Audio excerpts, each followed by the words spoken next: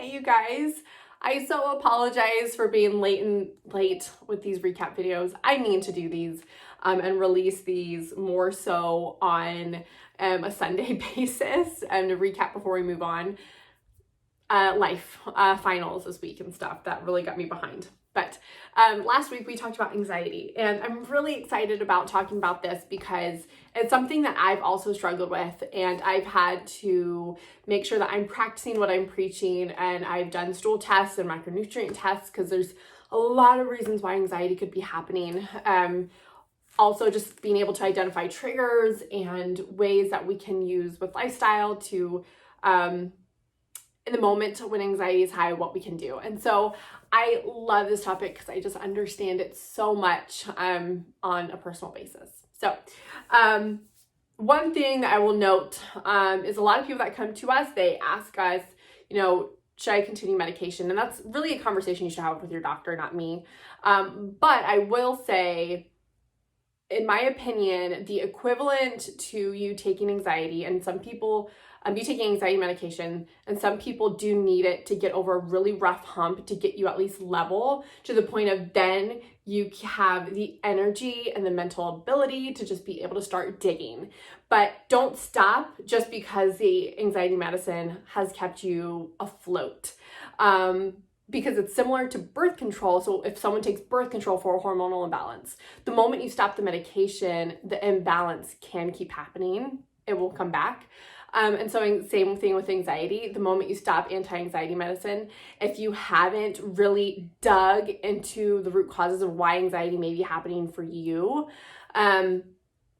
it's just going to come back. So you know me, I'm just a big proponent and supporter of making sure that you're understanding your body. You're not having to rely on medications, even though they can be very necessary in that specific time for you, and that's okay.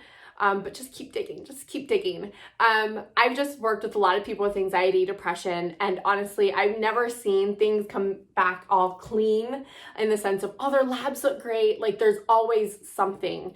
And so we're going to be talking about, and some things that I covered in social media about some root causes, and there can be a lot. So it can be a longer journey, I think, than what we want, but it's a really great journey once you get there. So of course, the first thing that I'm going to talk about is gut health and anxiety. Dysbiosis, parasites, yeast, all these things can really trigger inflammation, which can trigger an anxiety. And then there can be neurotransmitter change because most of the neurotransmitters like serotonin and dopamine, all those can be made in the gut. So we just want to make sure that your gut is good. It is the foundation to everything. So we have to make sure that that's great, which is why stool testing is really recommended if you struggle with like anxiety and depression. And it seems a little like, why don't seem connected, but they are. It's why the gut is known as like the second brain. They communicate back and forth all the time with each other. Hence why when you get really nervous and I don't know, you're about to go up and speak in front of a ton of people, you might feel like you're going to throw up or have diarrhea. Guess what? It's a second brain. It feels it. So gut health is first if you struggle with anxiety. Number 2 is your adrenals. And I shared this with you. This is a little portion of the comprehensive hormone panel that we do in our practice, really showing you the diurnal pattern of cortisol.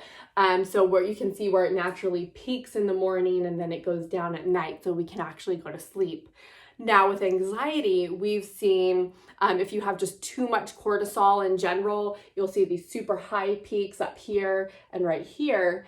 And then also if people are feeling anxious and they have insomnia and they can't sleep, we've also seen people start peaking up here at night, which obviously is not normal. It should be low. So understanding your cortisol patterns is ideal. We can also look at that aspect of anxiety, and we can really identify where certain support is needed during the day that you're high, or the nighttime when you're high.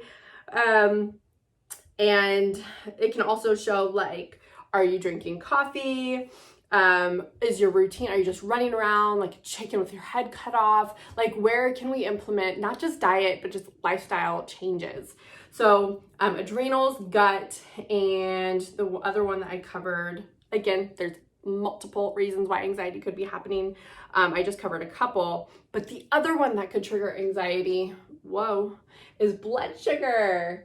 Blood sugar and anxiety is huge.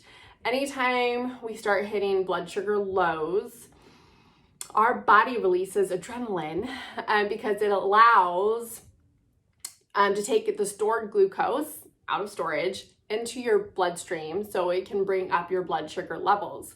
But with this adrenaline pump that happens, it definitely can leave you feeling anxious in the moment. So if you've ever had a low blood sugar, like I don't know the word for attack.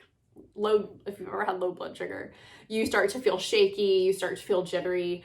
That's where it's your body releasing the adrenaline to release the stored glucose to bring your levels back up.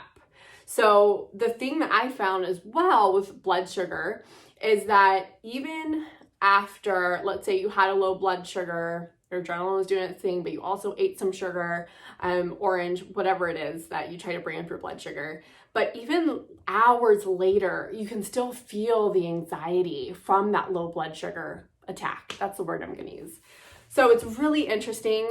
And sometimes even just after one stint of that, anxiety can kind of come in the forms of like PTSD. It can happen for days after that. So it's important to make sure your blood sugars are stable throughout the day, which is where diet comes in massively, making sure you're getting your stress under control, and then making sure that your gut health is foundational. There's no imbalances. We're not triggering inflammation, and you're able to break down your foods and really absorb the micronutrients, because micronutrient deficiencies can also cause anxiety, things like magnesium and stuff. But the only other thing that I really brought up with anxiety is obviously some anxiety relief in the moment. And so these are some of my favorite herbs that have so much research behind it with really relieving anxiety. So like that's your passion flower, your kava, skullcap, magnolia. I don't have it on here, but like valerian root. And these are really great, especially before bedtime, because valerian has a little bit of like a sedative property to help us sleep. And so kava can be really strong for people. So it's not something that I like to rely on for using on a consistent basis. But if you have just a situation that's happening and doesn't usually happen and your anxiety is high, kava is one of the good ones. I really love Yogi's stress relief tea that has kava among others. And then one thing, it's not really an herb, but I do love it. It's Gaba right there at the front. This is a neurotransmitter that we actually make in our brain naturally. But this is there's neurotransmitters that can be very excitatory, like gets you pumped up, and then there's inhibitory neurotransmitters that calm you down, and GABA is one of those. And that's something that I use definitely on high stress days when I'm feeling anxious, and I usually start to feel the effects within like 20 minutes, which is really helpful, because I definitely try to avoid any medications. I haven't been on anti-anxiety medications. I only tried it like once when I was in my teens, and even then, before I knew what I knew now, I just realized that really was just not putting a band-aid, and I didn't want to rely on a medication. And then the last but not least, essential oils for anxiety. My favorite is ylang ylang and lavender, but there's also lemon balm and rose that is really helpful. And then those plant constituents right here, and right up here, those are really what's in the plant, what's in the essential oil that provides those anti-anxiety properties. So it's also my jam. With anxiety, heart palpitations is common for me. Everyone responds to anxiety very differently. And so just rubbing a little bit of like ylang ylang on my chest, bomb, literally just works in like minutes. Love it. So those are some ways that you can help your anxiety, but I definitely encourage you, make sure that you are digging for the root cause. It takes a little bit more time than I guess what normally people do for anxiety, but I encourage you to do it. It's so worth it in the end. If you have any questions, shoot us a message. If you want to check out our services and what we do, you can go to www.thrivalnutrition.com/work with me. Request a free appointment with me so we can talk about some of your goals. Reducing anxiety could be one of them. And then we would love to work you through our next steps. Bye.